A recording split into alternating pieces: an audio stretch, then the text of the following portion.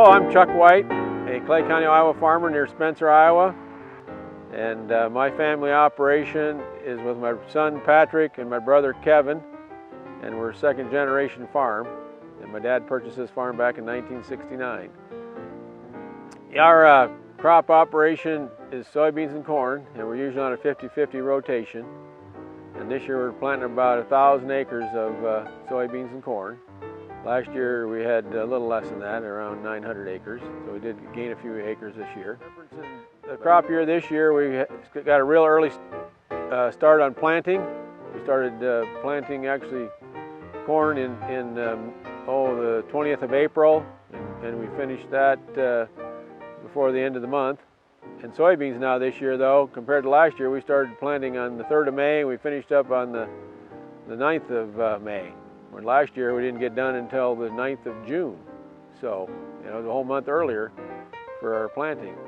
And crop conditions last year were extremely wet. We had a lot of rain.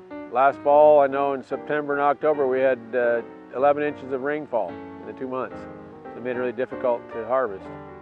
This year started out just perfect for planting conditions. Everything was ideal.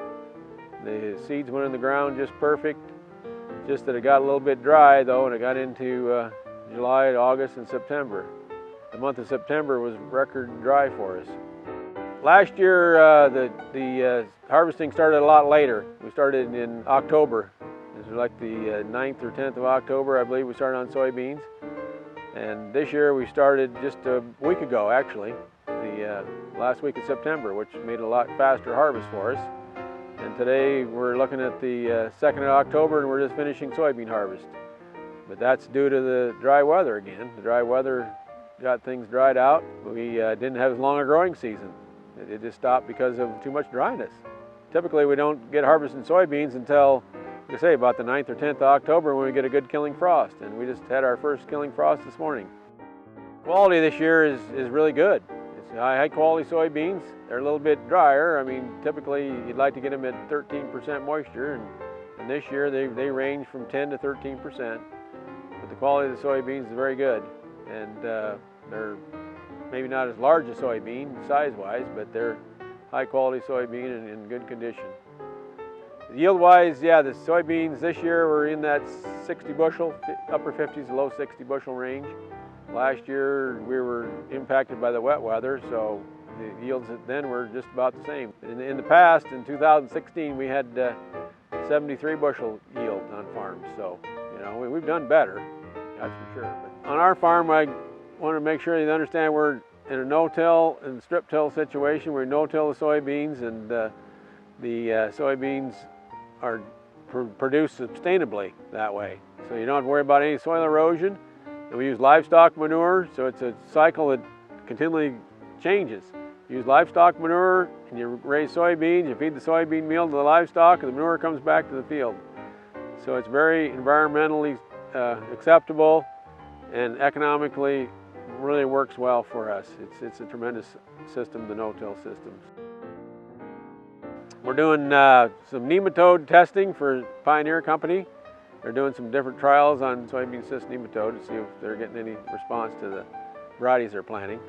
Worked out really well this year. We put in about a dozen different trials, and it seems to be giving them good results to find out what varieties are going to be the best to plant for next year then too. For the Iowa Soybean Association, I also did a trial for those guys doing a seed treatment to see if we can enhance the yield on a field by putting on seed treatments with the planter. So I've done those trials, and it looked like the treatment we put on had about maybe 1 bushel per acre increase over the non-treated side. You got to run trials to find out what you're doing.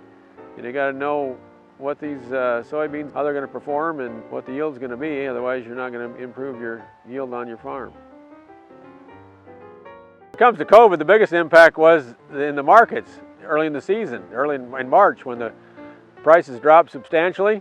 That was the biggest thing. The oil market dropped, everything dropped. Everything went substantially lower. It affected our corn prices and ethanol production. They weren't producing any ethanol. And then soybean prices went down, and it was just a big problem. It went to the lowest prices we've seen since 2008. That's 12 years ago. that's huge to be looking at those kind of losses in agriculture.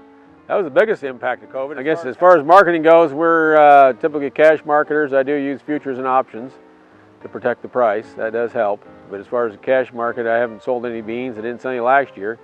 The price this year is tremendously better than it was last year. We're at about $1.30 higher than we were last year. And the cash basis too has improved about 25 cents. I guess looking at the future though, we're looking at if I get back into that $10 cash market, that'd be probably someplace where we're probably looking at making some cash sales. So, you know, it's been a long time since we've been there. It's been a tough go when it comes to getting a good soybean.